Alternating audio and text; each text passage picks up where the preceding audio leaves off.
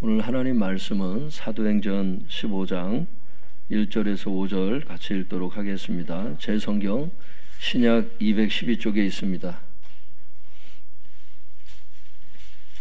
오늘 하나님 말씀 사도행전 15장 1절에서 5절입니다. 신약 212쪽에 있습니다.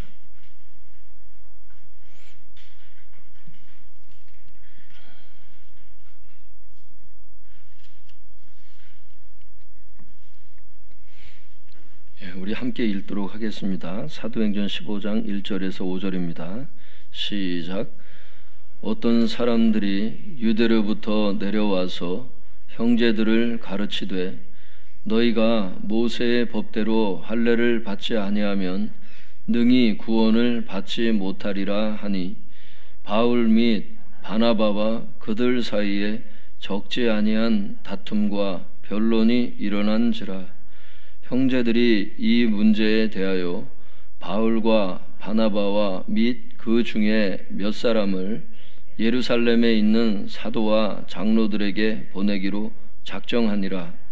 그들이 교회의 전송을 받고 베니게와 사마리아로 다니며 이방인들이 주께 돌아한 일을 말하여 형제들을 다 크게 기쁘게 하더라.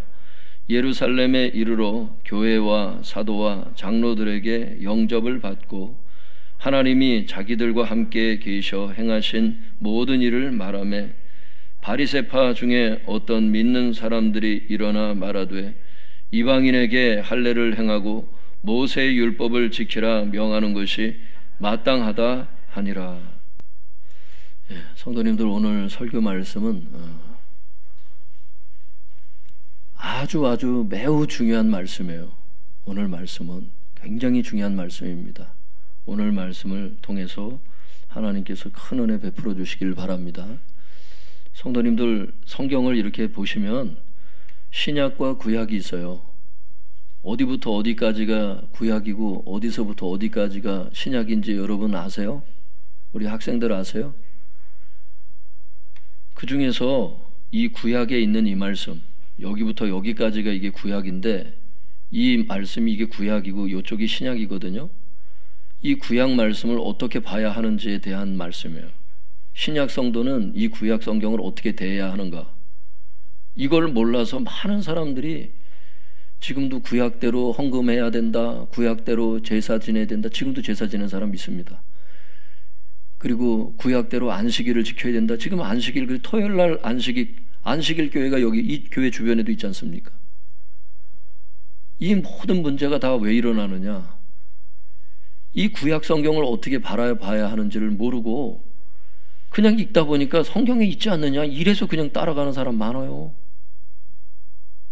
되게 간단한 말씀 같은데 여러분, 이 사도행전 15장만 알았어도 그런 우를 범하지는 않았을 텐데 너무나 안타까운 일들이 많이 벌어지고 있어요. 그래서 오늘 이 말씀을 통해서 신약 성도들은 구약 성경을 어떻게 대해야 하는가, 여기에 대해서 예루살렘 공의회, 예루살렘에서 최초로 기독교 종교회의가 열렸어요. 그래서 사도들이 또 성령님께서 결정하신 내용이 여기 나와요. 신약 성도들은 구약을 이렇게 생각해야 된다. 탁 못을 박아서, 그래서 오늘 이 말씀을 통해서 바른 성경관이 열릴 수 있기를 바랍니다. 한번 따라해 보겠습니다. 예루살렘 공의회, 예루살렘 공의회, 예루살렘 공의회, 이런 제목으로 오늘 하나님 말씀을 전하도록 하겠습니다. 우리 1절 같이 읽어보겠습니다. 시작. 어떤 사람들이 유대로부터 내려와서 형제들을 가르치되 너희가 모세의 법대로 할례를 받지 아니하면 능히 구원을 받지 못하리라 하니. 사도행전 15장 1절에 보니까 어떤 사람들이 이렇게 나오는데, 이 사람들이 그냥 유대교 사람인 줄 알아요. 어떤 사람들은 사도행전 15장에 이 사람들이 또 나온다고.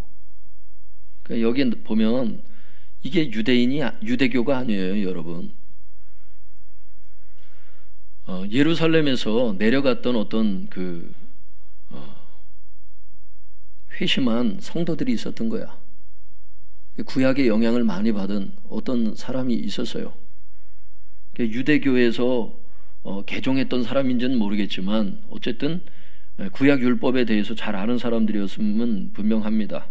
그 성경을 연구해 보면 학자들의 글도 읽어보고 그러면 어떤 사람들이 유대로부터 내려와서 이스라엘 땅에서 온 거예요. 어디에? 안디옥 교회에 온 거예요. 지금 그 안디옥 교회에 그 사도 바울이 이제 1차 전도 여행 마친 다음에 이어지는 거잖아요. 지금 어떤 사람들이 유대로부터 내려와서 안디옥 교회 형제들에게 뭐라고 가르쳤느냐, 이렇게 가르쳤어요.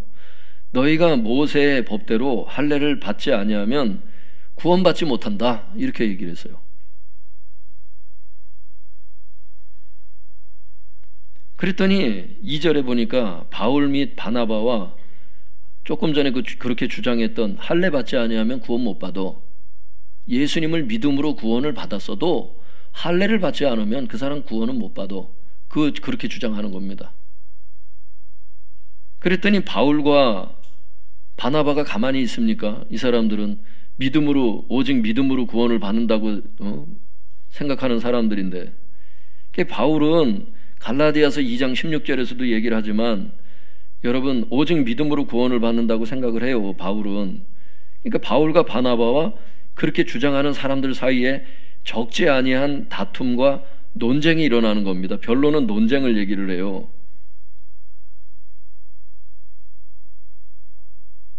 여러분, 오직 믿음으로, 예수님을 믿음으로 구원을 받는다는 것이 맞습니까? 예수님을 믿음으로 구원을 받은 사람이라 할지라도 구약 성경에 할례를 받으라고 말씀하셨기 때문에, 구약 성경에 있는 말씀이잖아요. 그러면 할례를 받아야 됩니까? 여러분에게 묻는 거예요. 성경에 있잖아요, 여러분.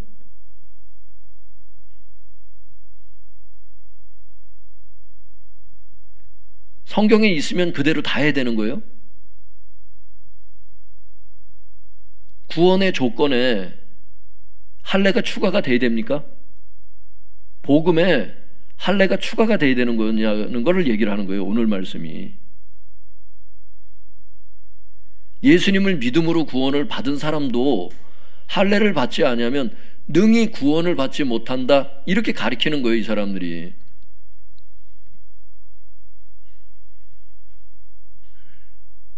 구약 성경에 나타났다고 해서 다 그대로 지키면 안 된다는 게 이제 오늘 말씀의 골자입니다.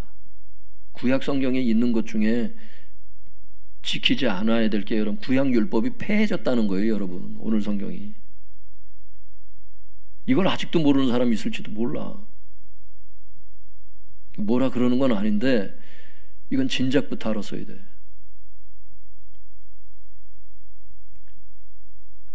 그러니까 구약 성경에 있으니까 할례도 당연히 받아야 된다, 이렇게 주장하면 안 되는 거예요. 할례라고 하는 것은 하나님의 백성인 표시로 하나님께서 유대교에 가입할 사람들에게는 또 하나님의 백성, 이스라엘 백성에게 하나님께서 요구하셨던 게 할례입니다. 할례를 지키고 안식일을 지켜야 된다 그랬어요. 할례라고 하는 것은 여러분들이 좀 이해하기 쉽게 얘기하면, 남자들 같은 경우는 포경 수술하고 이제 이렇게 표피를 벗겨내는 경우가 있는데, 쉽게 말하면 그렇게 해서 하나님의 백성인 증표를 나타내서요. 옛날에는 그 할례를 받아야 된다는 거예요. 그 할례를 받지 않으면 하나님의 백성이 안 된다는 거예요, 이 사람들의 주장이. 그랬더니 바울과 바나바와 그 사람들 사이에 논쟁이 있었어요. 그러니까 안디옥 교회 형제들이 그걸 지켜봤을 거 아닙니까? 그러니까 2절에 그게 나오는 거예요. 안디옥 교회 그 형제들이 이 문제에 대해서, 이 문제라는 게 뭐예요? 믿음으로 구원을 받은 사람이라 할지라도 할례를 받아야 구원을 받을 수 있다, 이렇게 주장하는 그 사람들의 그 문제에 대해서 바울과 바나바와 및 그 중에 몇 사람을 예루살렘에 있는 사도와 장로들에게 보내기로 작정하니라. 왜 보내요? 예루살렘에는 예수님의 12제자가 있었잖아. 그리고 장로들, 그 목회자들이 거기에 있었지 않습니까? 그러니까 그 사람들에게, 그 유명한 사람들에게 보내서 이 문제에 대해서 자문을 구해야 되겠다, 이렇게 얘기를 한 거예요. 이 문제를 어떻게 생각해야 되는지 자문을 구해야 되겠다는 거예요. 여러분, 굉장히 좋은 발상입니다. 자기만 주장해서 되는 게 아니고 다른 정말 기라성과 같은 그 시대에 정말 주님의 그 성령으로 감화 감동된, 그리고 성경에 정통한 이런 사람들의 의견을 듣고자 하는, 사도 바울이 자기는 맞다고 생각하지만 자기도 틀릴 수도 있잖아, 사도 바울의 입장에서. 그러니까 누구예요? 예루살렘에 있는 사도와 장로들에게 이것을 물어보는 거지. 어떻게 생각하냐고. 지금 목회자들도 마찬가지예요. 자기가 어떤 생각이 맞다고 생각하는 게 있어도 그게 논쟁거리가 되는 부분이 있다면 그건 자료를 진짜 찾아봐야 돼. 제가 목회 생활을 통해서 배운 게 그거예요. 교만 떨지 말고 겸손하게 자료를 찾아보고 학자들의 글도 읽어보고 여러 사람의 교수님들의 말도 좀 들어보고 주석도 읽어보고 관련된 다른 목사님들의 책들도 좀 읽어보고. 할렐루야. 그래서 자문을 구하는 겁니다. 그래서 그 바울과 바나바와 몇 사람이 예루살렘 교회를 향해서 이제 출발을 했어요. 3절에 그들이 교회의 전성을 받고 출발하는 얘기가 나오죠. 그 다음에 4절에 보면 중요한 부분만 지금 건너뛰어서 막 보겠습니다. 4절에 보니까 예루살렘에 도착을 했어요. 그 사람들이 안디옥 교회에서 파송했던 바울과 바나바 그 일행이 4절에 보니까 예루살렘에 도착을 했어요. 그러니까 교회와 사도와 장로들에게 영접을 받았어요. 그러니까 어떻게 해요? 하나님이 자기들과 함께 계셔서 행하신 모든 일들을 이제 말을 한 거예요. 바울과 바나바가 이방인들 어떻게 전도했는지를 쭉 얘기를 했어요. 여러분, 이거 왜 얘기했을까? 이방인들 전도했던 얘기를 왜 했을까? 베드로 입장에서는 이방인 전도의 경험이 있잖아. 고넬료의 경험이 있고. 근데 거기다 할례를 또 시켜야 되는가? 라고 하는, 문맥 이해되시죠? 제가 지금 무슨 얘기하는지. 그런 걸 살짝 이제 얘기를 하는 거지. 그랬더니만 이 5절에 보니까 바리새파 중에 어떤 믿는 사람들이, 바리새파 중에서도 예수님을 믿었던 사람들이 있지 않았겠어요? 바리새인들이라는 거는 누구예요? 구약 율법에 대해서 진짜 정통한 사람들 아니에요. 구약 율법을 철저히 지켰던 사람들. 그래, 구약 율법을 철저히 지켰던 사람들이지만 예수님을 믿었던 사람들이 있었던 거예요. 바리새파 중에 어떤 성도들이, 믿는 성도들이 일어나서 얘기를 하는 거예요. 이 사람들은 아까 그 사람들보다 한술 더 떠서 얘기를 하는 거예요. 뭐라 그래요? 말하되 이방인에게 할례를 행하고, 이방인들에게, 그러니까 예수님 믿고 구원을 받았던 이방인 성도님들에게 할례를 행하는 것뿐만이 아니라 모세의 율법을 다 지키게 하자는 거야.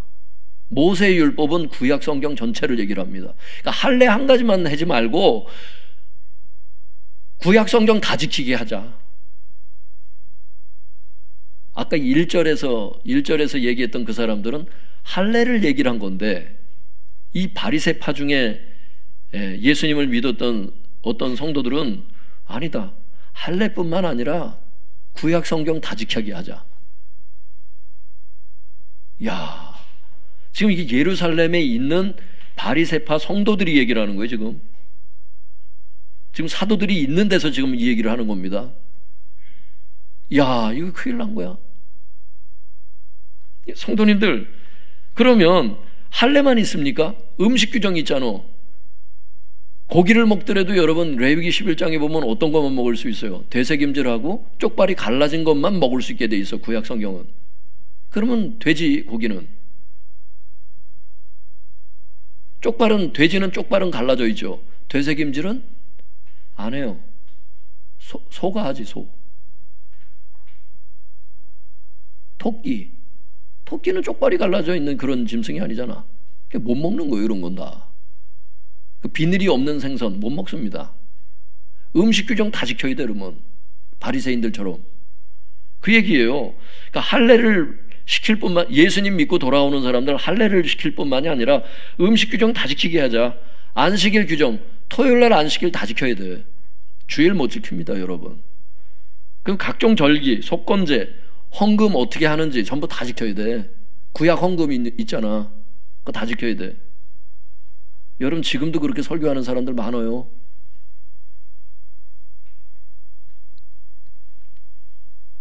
유튜브 뒤지면 그런 사람들 있다니까.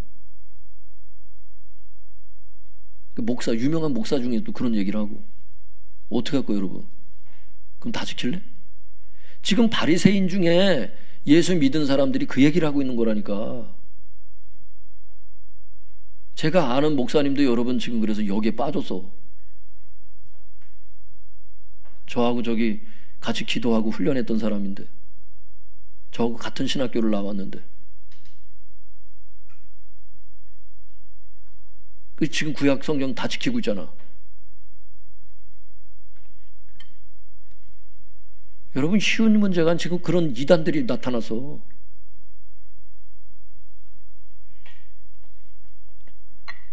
그 나름대로 영성이 충만하다고 하는 목사님들도 거기에 막 빠지더라고 지금.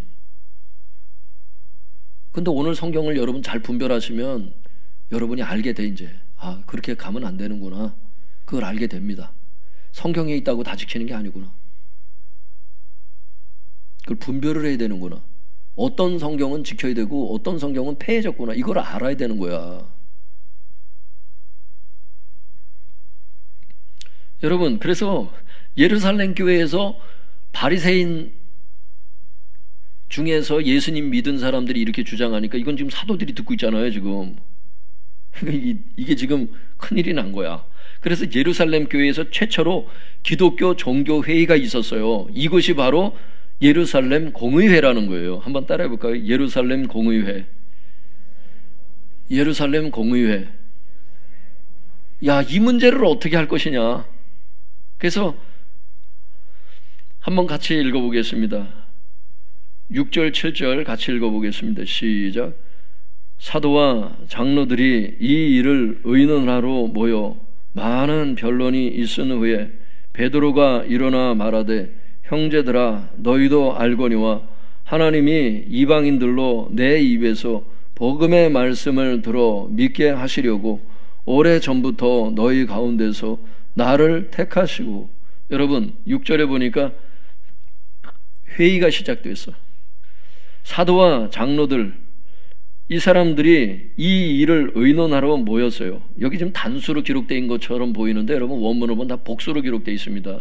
여러 사람이 사도들과 장로들을 얘기를 하는 거예요. 사도들과 장로들, 쉽게 말해서 주의 종들을 얘기를 하는 거예요. 목회자들이 다 모여서 이 일을 의논을 했습니다. 이거를 어떻게 할 거냐. 이거를 7절에 보니까 많은 회의가 있었다 그랬어요. 많은 변론이 있은 후에, 많은 회의가 있은 다음에 베드로가 이제 결론을 내리는 겁니다. 베드로가 일어나서 얘기를 하는 거예요. 어떻게 생각해야 되는지. 9절 10절 같이 읽어보겠습니다. 시작. 믿음으로 그들의 마음을 깨끗이 하사 그들이나 우리나 차별하지 아니하셨느니라.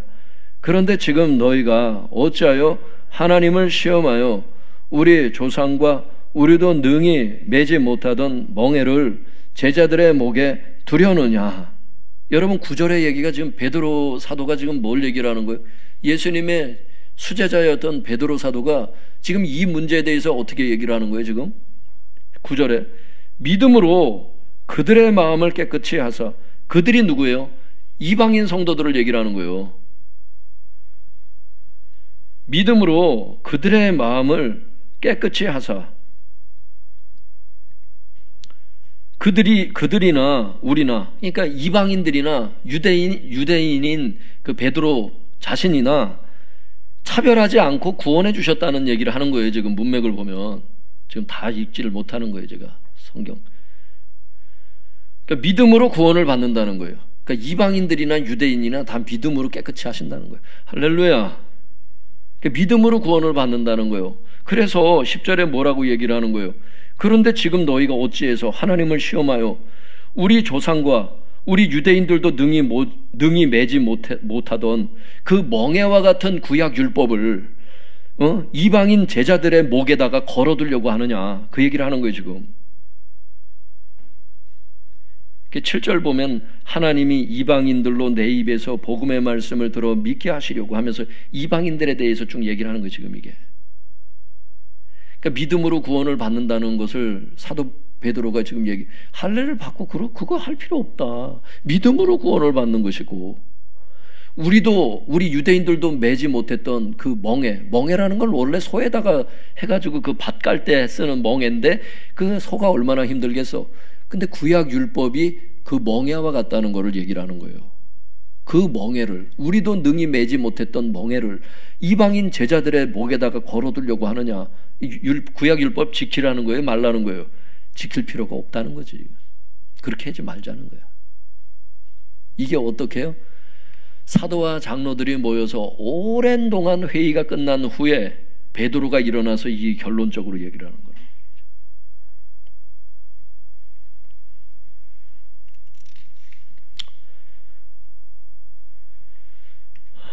그 11절에 얘기를 하잖아요. 그러나 우리는 그들이 우리와 동일하게, 그들이 누구예요? 이방인 성도들.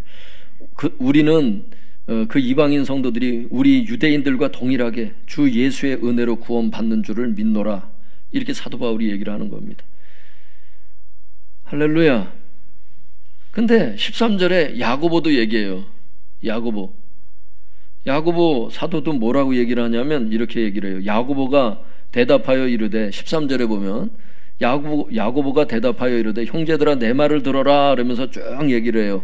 근데 다 읽어볼 수는 없으니까 19절부터 21절 같이 읽어보겠습니다. 시작. 그러므로 내 의견에는 이방인 중에서 하나님께로 돌아오는 자들을 괴롭게 하지 말고 다만 우상의 더러운 것과 음행과 목매어 죽인 것과 피를 멀리하라고 편지하는 것이 옳으니 이는 예로부터 각 성에서 모세를 전하는 자가 있어 안식일마다 회당에서 그 글을 읽음이라 하더라. 그러니까 19절에 야고보 사도가 어떻게 결론을 내려요? 그 베드로와 야고보가 그 예루살렘 교회의 가장 중추적인 역할을 담당했던 그 지도자였거든요. 이 두 사람의 의견이 그래서 나와 있는 거예요.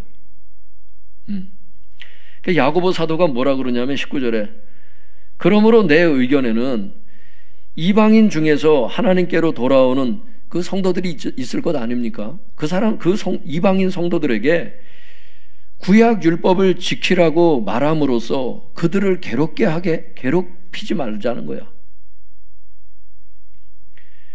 구약 율법을 지키라고 말함으로써 그 이방인 성도들을 괴롭게 하지 말자. 그 얘기를 하는 거라고. 믿으십니까? 이 말은 뭐예요? 구약 율법을 이방인 성도들이 유대인들처럼 구약 율법을 지켜야 구원을 받을 수 있다는 거예요. 지킬 필요가 없다는 거예요. 오직 믿음으로 구원을 받고 구약 율법은 더 이상 지킬 필요가 없다는 겁니다. 믿습니까? 그러니까 구약 성경을 읽고 내 삶에 적용하려고 하는 신약 성도들은 오늘 이 성경을 잘 하셔야 돼.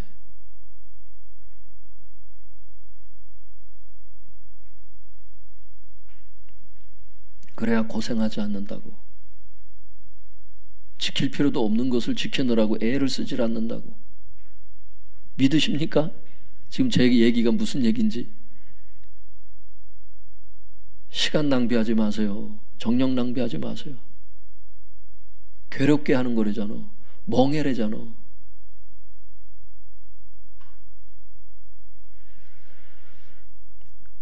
(20절에) 다만 우상 제물 먹는 거, 제사 음식 먹는 거 이런 거, 음행, 목매어 죽인 거, 피, 선짓국 이런 거, 목매어 죽은 거, 목매 달아서 개 잡죠? 음행이 뭔지 아시죠? 음행. 우상 제물 좀 전에 말씀드렸고, 이런 걸 멀리 하라고 현재하는 것이 옳다. 이 네 가지는 왜 하지 말라고 그러는 거죠, 지금? 21절에 그 이유가 나오죠. 이는 예로부터 각 성마다 모세 율법을 전하는 사람이 있어서 안식일마다 회당에서 그 글을 읽어요. 그래서 그 사람들하고 급격한 충돌을 방지하려는 의도로 이 네 가지 이거 지키게 하자는 거야. 일시적으로. 그리고 율법을 완전히 무시하는 것처럼 보이게 되면은 유대교 출신 성도들이 기독교로 이렇게 돌아온 사람들이 있잖아요. 유대교 출신 성도들 중에 기독교로 돌아온 사람들이 많이 있었거든요. 그때 당시. 왜요? 앞에서도 봤지만 사도 바울도 전도할 때 어딜 먼저 전도해요? 회당에 먼저 들어가잖아. 예수님도 회당을 먼저 들어갔고. 각 성마다 그 회당이 있거든요. 유대인들을 모이기만 하면 회당을 먼저 지었거든요. 그 신앙이 대단했기 때문에. 그 회당에서 주로 전도를 하는데 어때요? 가서 율법을 무시하는 것처럼 보이면 아예 기독교를 떠나버릴 수가 있어. 그 사람들이 지금 한창 구약에서 신약으로 옮겨가는 과도기에 있었기 때문에 여러분 시대적으로 이거를 좀 이해가 될 수 있길 바랍니다. 지금 무슨 얘기인지. 일시적으로 요 네 가지를 얘기를 함으로써 구약 율법을 기독교인들이 완전히 무시하는 사람은 아니구나 하면서 접근을 해서 전도도 될 수 있고. 할렐루야. 유대인들에 대해서, 유대교에 대해서 좋은 인상을 받았던, 회당이 있었다는 말은 그 주변의 사람들이 유대인들을 알고 있는 사람들이 많을 거 아니에요. 좋은 인상을 받고 있는 사람들이 오히려 전도 자체가 안 되는, 율법을 무시하는 사람들처럼 처음서부터 보이게 되면, 사도 바울도 내가 사람들의 종이 돼서 구원시키려고 한다고 그러잖아요. 내가 율법이 없는 사람이지만 율법이 있는 사람들에게 있어서 내가 종로로 타는 것은, 할렐루야, 그 얘기예요. 그래서 일시적으로 이 네 가지는 지킴으로써 과격한 충돌을 방지하고 교회의 화목을 추구하기 위해서 이렇게 하는 거예요. 교회 왜 화목을 추구해? 지금 사도들이 있는데도 지금 바리새파 중에서 믿는 성도들이 지금 이렇게 주장할 만큼, 또 유대에서 어떤 형제가 내려와서 안디옥 교회 형제들에게 할례받지 않으면 구원받지 못한다 말할 만큼 유대교 출신 성도들은 율법에 대해서 생각하는 바가 있는 거예요. 그런데 전혀 율법을 무시하는 것처럼만 보여버리면 이 사람들이 기독교를 등질 위험이 굉장히 크지. 그러니까 지금 야고보 얘기가 무슨 얘기냐면 일시적으로 요 네 가지는 지키도록 하자. 영원히 지키라는 게 아니에요. 이걸 보면 나중에 우리 개 잡아서 먹잖아요. 할렐루야. 이 개를 키우는 분들은 이게 지금 저거 하신데, 하여튼 그런 개 잡을 때 어떻게 잡는지 아시죠? 목 매달아서 그냥 패서 죽여요. 참 잔인하게 죽이더라고. 난 그 참 막 개를 끄실 넣었는데 이게 살아가지고 막 돌아다니는데 너무 끔찍해. 그런 거 보면 제가 못 먹겠어. 목 매달아 죽은 거, 또 제사 음식 이런 거 다 먹지 않습니까? 하나님께서 만물 주신 건 다 선함에 감사함으로 받으면 버릴 것이 없느니라. 기도하고 그냥 감사 기도하고 먹잖아요. 근데 어떤 사람은 제사 음식 또 굉장히 그거 한 사람이 있어. 그 사람들 앞에서 먹지 말래잖아. 그 사람의 믿음을 위해서 먹지 말래잖아. 사도 바울이 먹을 수는 있지만 먹지 말래잖아. 믿음 연약한 사람 앞에서는. 여러분, 그게 나의 믿음이 아니라 그 사람의 믿음을 위해서 그렇게 하라는 거지, 먹을 수는 없다는 뜻은 아닙니다. 그게 여기 이게 다 폐해진 거예요. 음행은 물론 지금도 음행은 하면 안 되지. 선짓국 먹지 않습니까? 여러분 안 드세요? 순댓국에도 여러분 순대에 피가 얼마나 들어가는데 그게 안 들어가면 맛이 없어.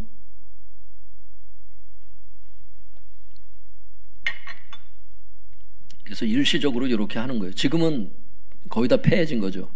음행이나 뭐 이런 거 빼놓고는. 그래서 일시적으로 네 가지 지키자. 그러니까 중요한 지금 핵심은 뭐예요, 성도님들? 제가 지금 드리고 있는 말씀이 베드로 사도가 얘기하고 야고보 사도가 얘기하고, 여러분 사도와 장로들, 예루살렘 공적인 회의가 지금 모여서 여러 사람이 오래도록 회의를 한 결과가 이 두 사람이 얘기한 공통점이 뭐예요? 하나님을 믿고 돌아오는 이방인 성도들은 구약 율법을 지킬 필요는 없다. 이 말은 이미 폐해졌다는 뜻이에요. 할렐루야. 그걸 얘기를 하는 거예요.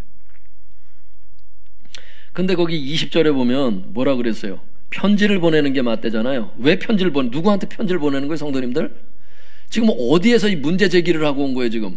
안디옥 교회에 지금 문제가 생겨가지고 지금 와가지고 지금 회의를 하게 된 거 아니에요? 원래 근원은, 문제의 원인은 거기부터 발단이 시작된 거 아니에요? 그러니까 그 성도들에게 어떻게 하라는 조치의 편지가 필요할 거 아닙니까? 그래서 그거를 지금 편지를 써서 보내겠다는 거야. 거기에 발탁되는 사람이 있어. 그게 22절부터 한번 읽어볼까요?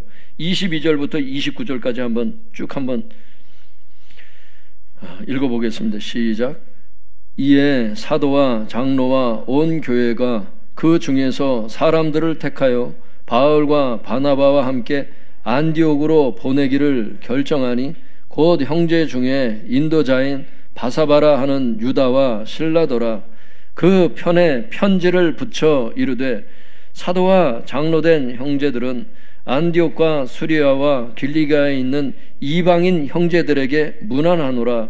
들은즉 우리 가운데서 어떤 사람들이 우리의 지시도 없이 나가서 말로 너희를 괴롭게 하고 마음을 혼란하게 한다 하기로 사람을 택하여 우리 주 예수 그리스도의 이름을 위하여 생명을 아끼지 아니하는 자인 우리가 사랑하는 바나바와 바울과 함께 너희에게 보내기를 만장일치로 결정하였노라. 그리하여 유다와 실라를 보내니 그들도 이 일을 말로 전하리라. 성령과 우리는 이 요긴한 것들 외에는 아무 짐도 너희에게 지우지 아니하는 것이 옳은 줄 알았노니 우상의 제물과 피와 목매어 죽인 것과 음행을 멀리할지니라. 이에 스스로 삼가면 잘되리라. 평안함을 원하노라 하였더라. 성도님들, 이제 이게 결론이니까 이제 결론을 내릴게요. 22절에 보니까 여기에 보면 이 편지를 지금 아까 그 사도 베드로 그리고 야고보 사도 그 이 두 명의 중추적인 지도자가 얘기했던 이 결론의 내용을 편지를 써서 보내자는 거예요. 근데 이 편지의 내용이 어디 나오느냐? 23절부터 29절이 편지의 내용입니다. 근데 그냥 편지를 갖다 주면 예루살렘 교회의 공의회의 결정이라는 걸 모르잖아. 그러니까 바울과 바나바만 보낼 수는 없잖아. 그러니까 예루살렘에서 이런 결정을 내렸다고 하는 증인들이 있어야 될 거 아니에요. 그 두 사람 뽑아서 보내는데 그 사람이 누구라는 거예요? 22절에 이에 사도와 장로와 온 교회, 예루살렘 교회가 그 중에서 사람들을 택해서 바울과 바나바와 함께 안디옥 교회에 보내기로 결정했는데 그 보낼 사람이 누구라고요? 곧 형제 중에 인도자인 바사바라 하는 유다라는 사람과 실라, 유다와 실라 두 사람을 예루살렘 교회에서 뽑아서 바울과 함께 안디옥 교회에 보내서 그 편지 읽어주는 거예요. 할렐루야. 그 편지의 내용이 23절에 나오잖아. 그 편에, 그 사람들 편에 편지를 붙여서 이르되 하면서 그 다음부터 이어지면서 29절까지가 다 편지 내용입니다. 그걸 다 읽어볼 수는 없잖아. 근데 이런 내용이 나와요. 그 중에 사도와 장로된 형제들은 안디옥, 수리와 길리기아에 있는 이방인 성도들에게 편지하노라, 문안하노라. 그 이방인 성도들에게 지금 대상으로 얘기를 하는 거예요. 지금 구약 율법 지켜야 되느냐 말아야 되느냐 이 얘기가. 그러면서 24절에 바울의 말을 들어보니까, 바울 일행의 말을 들어보니까 들은즉 우리 가운데서 어떤 사람들이 우리 지시도 없이 나가서 말로다가 너희들을 괴롭게 했다며, 그 얘기를 하는 거죠. 아까 이 사람들이 바로 예루살렘에 있던 성도들이었던 게 나오는 거예요. 여기서 우리 가운데 있던 사람 중에 베드로 허락받지 않고 나가서 이렇게 안디옥 교회 성도들 괴롭게 했던 사람들, 할례 받아야 구원받는다고 주장했던 그 사람들을 얘기를 하는 거죠. 24절에 들어보니까 우리 가운데서 어떤 사람들이 우리 지시도 없이 나가서 말로 너희를 괴롭게 하고 마음을 혼란하게 한다 하기로 사람을 택해서 너희들에게 편지 보내기로 우리가 만장일치로 결정했다. 여러분 26절 그 끝에 보면 만장일치로 결정하였노라. 이 만장일치라는 게 여러분 굉장히 중요한 거예요. 28절에 성령과 우리는, 우리가 누구예요? 성령님은 성령 하나님을 뜻하고 우리는 누구야? 만장일치를 얘기를 하는 거예요. 구체적으로 22절에 이 사람들이 누군지 나오잖아. 사도들, 장로들, 온 교회. 이게 우리야. 28절에 우리가 그 사람들이라고. 성령 하나님과 우리는 만장일치로 이 요긴한 것들 외에는 아무 짐도 너희에게 지우지 아니하는 것이 옳은 줄 알았노니 이 네 가지만 주의를 해라. 일시적으로 이에 스스로 삼가면 잘 되리라. 평안함을 원하노라 하였더라. 이렇게 편지를 하노라 하였더라. 이렇게 편지 내용이 이렇다는 거예요. 그러니까 베드로 사도가 얘기했던 거하고 야고보 사도가 얘기했던 똑같은 내용을 만장일치로 교회가 결정을 했고, 성령님의 이게 뜻이었다는 것을 알 수 있지. 여러분 성령 하나님은 구약 율법 지키길 원치 않으세요. 믿습니까? 근데 왜 구약 율법대로 자꾸 살려고 그러냐고.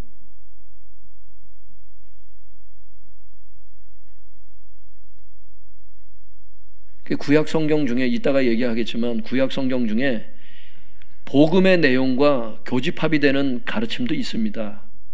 일부분. 그래서 이제 거기에서 교훈을 얻기도 하고 그래요. 특히 잠언이나 시편 막 이런 말씀들. 근데 많은 말씀들이 여러분 의식법 이런 건 다 폐해졌잖아요. 의식법이라는 건 뭐예요? 소제, 속건제, 뭐 번제 이런 거다. 예수님 상징하는 제사였잖아. 그 예수님이 오셔서 이미 다 그 예수님, 여러분 그림자가 왜 필요해? 실체가 왔는데 그게 다 필요가 없어진 거예요.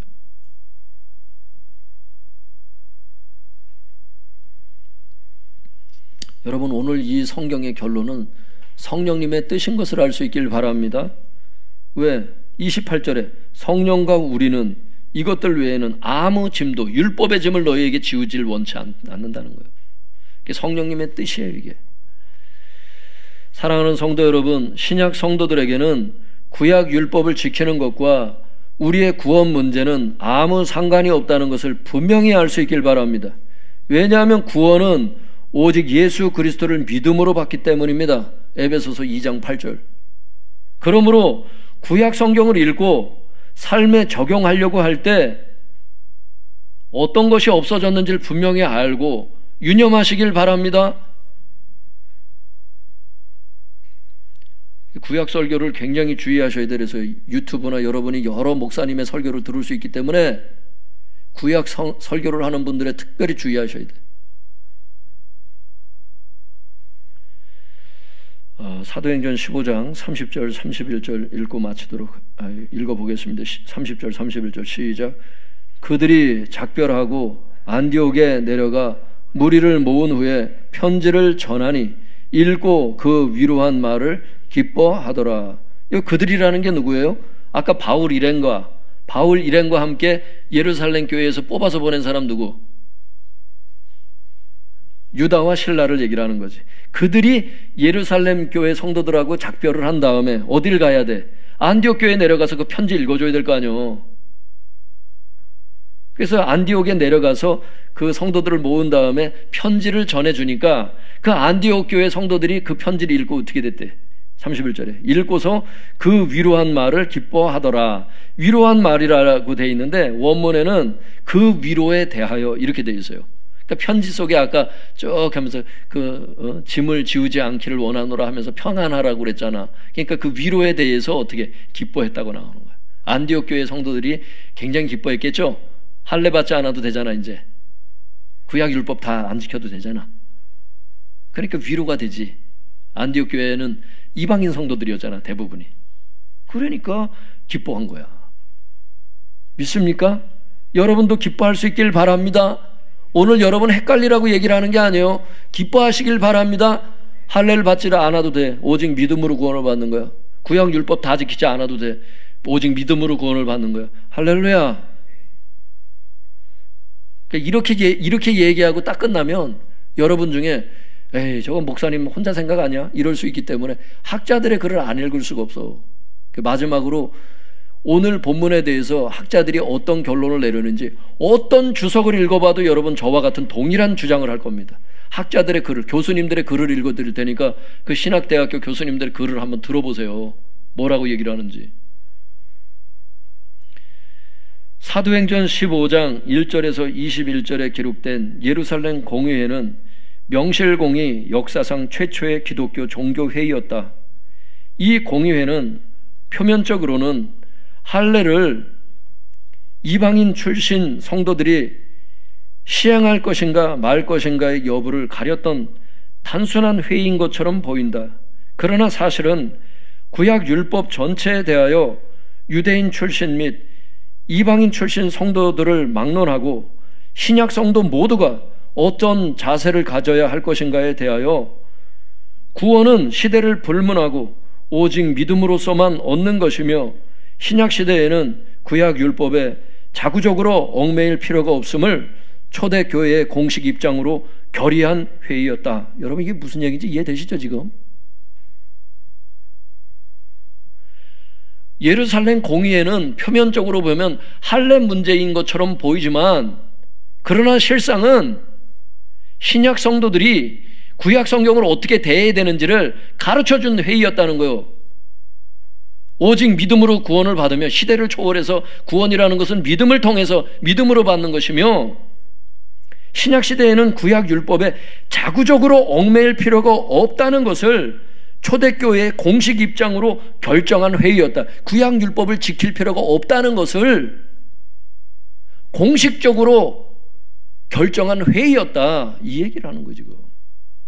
이 두 가지를, 구원은 믿음으로 받는 것이고 구약 율법은 신약 성도는 지킬 필요가 없다는 것을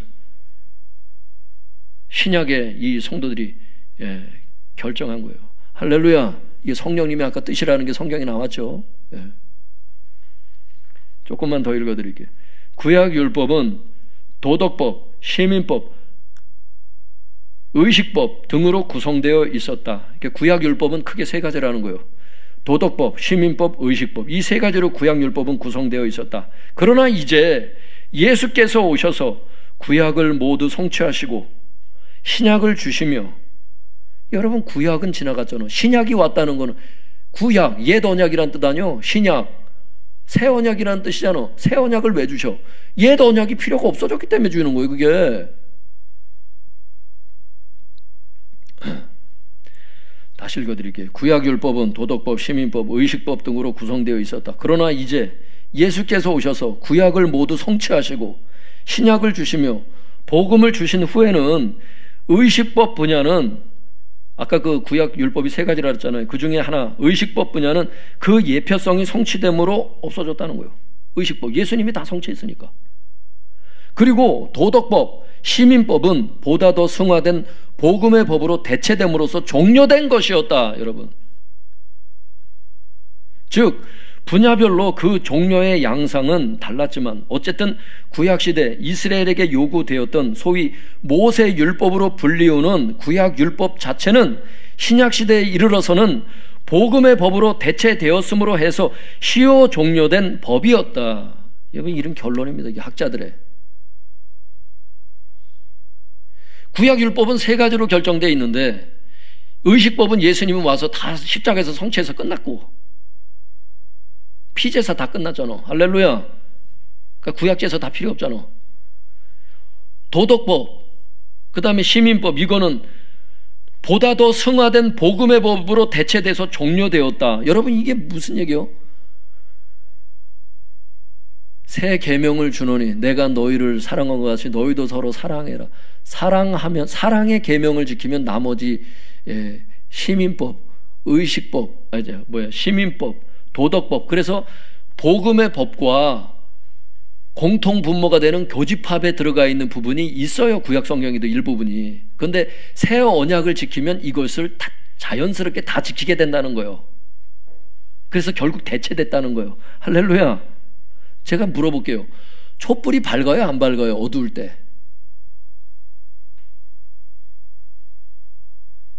안 밝은가? 촛불이, 요 정전, 우리 학생들 정전이 뭔지 모르죠? 어린 학생들은. 정전이라는 게 있어서 전기가 안 들어와. 예전에는 정전이 자주 있었어. 그래서 집마다 다 촛불이나 다른 호롱불 다 갖고 있었지. 있었어요. 등잔이 있었다고, 등잔이. 근데 여쭤볼게. 촛불이 밝아요? 태양이 밝아요? 촛불이 밝은 면이 있어요. 구약 성경 읽으면 교훈이 되는 면이 있습니다. 있는데 태양이 되시는 예수님이 온 이후에는 이게 다 덮어버려서 필요가 없어졌어.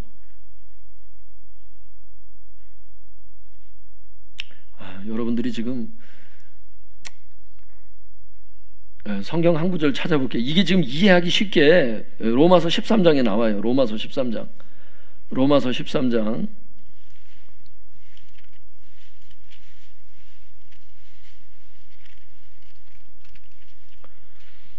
로마서 13장 8절에서 10절입니다.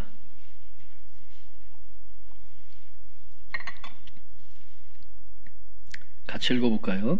로마서 13장 8절에서 10절입니다. 시작.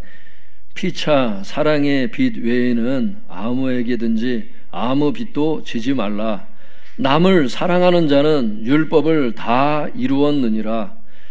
간음하지 말라, 살인하지 말라, 도둑질하지 말라, 탐내지 말라 한 것과 그 외에 다른 계명이 있을지라도 내 이웃을 네 자신과 같이 사랑하라 하신 그 말씀 가운데 다 들었느니라.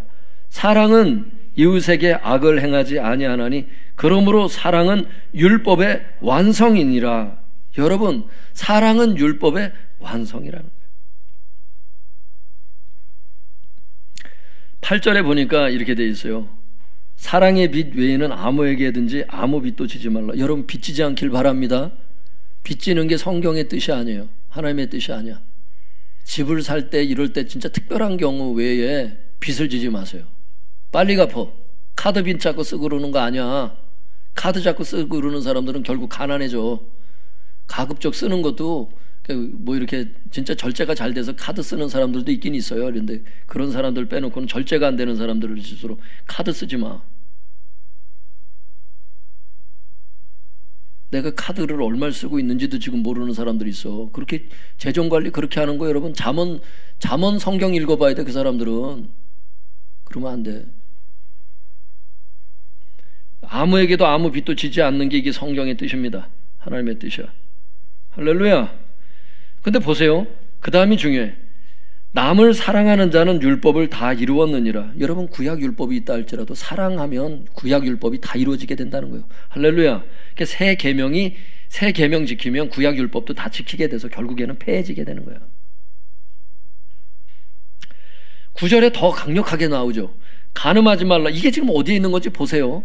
간음, 살인, 도둑질, 이웃의 것을 탐내지 말아라. 이거 다 어디 나와? 예, 십계명, 구약의 십계명, 하나님이 직접 모세에게 써줬던 거, 하나님이 친수로 기록하신 거. 여러분, 하나님 살아계신 것을 알 수 있기를 바랍니다. 탐내지 말라 한 것과 그 외에 다른 계명이 있을지라도, 다른 구약 계명이 있을지라도 내 이웃 내 자신같이 사랑해라 하신 그 말씀 가운데 다 들어있다는 거예요. 사랑의 계명 지키면 구약 율법 다 지킨다는 거예요. 할렐루야. 10절, 사랑은 율법의 완성이라는 거예요. 끝나는 거예요. 게임 끝이야. 율법의 완성은 사랑이야. 사랑의 계명이 왔잖아. 근데 왜 자꾸 옛 계명을 지키려고 그래? 여러분, 그래서 여러분 가운데 지금 헷갈리는 사람들이 있을까봐 그냥 말씀드릴 테니까 이거는 여러분이 집에 가서 찾아보세요. 골로새서 2장 20절에서 22절에 보면은 이런 말씀이 있어요. 구약 율법이라는 거는 한때 쓰이고 없어진다. 이렇게 기록돼 있어. 구약 율법이라는 건 복음이 올 때까지 한때 쓰이고 없어진다는 거예요. 그게 몽학선생이라는 거예요. 복음이 올 때까지 복음으로 인도하는 몽학선생 역할을 했던 게 율법입니다. 구약율법. 복음이 올 때까지 필요했던 게 구약율법이야. 그래서 골로새서 2장 20절에서 22절에 보면 구약율법이라는 거는 한때 쓰이고 없어진다. 이렇게 기록되어 있다. 거기에. 히브리서 10장 9절에 보면 이렇게 돼 있어요. 첫째 것을 패하심은 둘째 것을 세우려 하심이라. 이렇게 돼 있다고. 히브리서 10장에 보면 뭐라고요? 첫째 것을 패하신 것은 둘째 것을 세우려 하심이라. 첫째 게 뭐야? 옛 언약을 얘기하는 거예요. 첫 번째 언약을 옛 언약을 패하신 것은 둘째 것이 뭐예요? 새 언약. 그러니까 옛 언약을 패하신 것은 새 언약을 세우려 하심이라. 할렐루야. 성경에 이미 구약 율법이 폐해졌다는 게 이렇게 나온다니까. 그리고 또 집에 가서 찾아보세요. 구약 율법이 진짜 폐해졌는지. 로마서 10장 4절에도 나와. 그리스도는 율법의 마침이 된다고. 율법의 끝이야 그냥. 예수님이 오시면. 할렐루야. 그리고 에베소서 2장 15절에도 나와. 구약 율법은 폐해졌다고.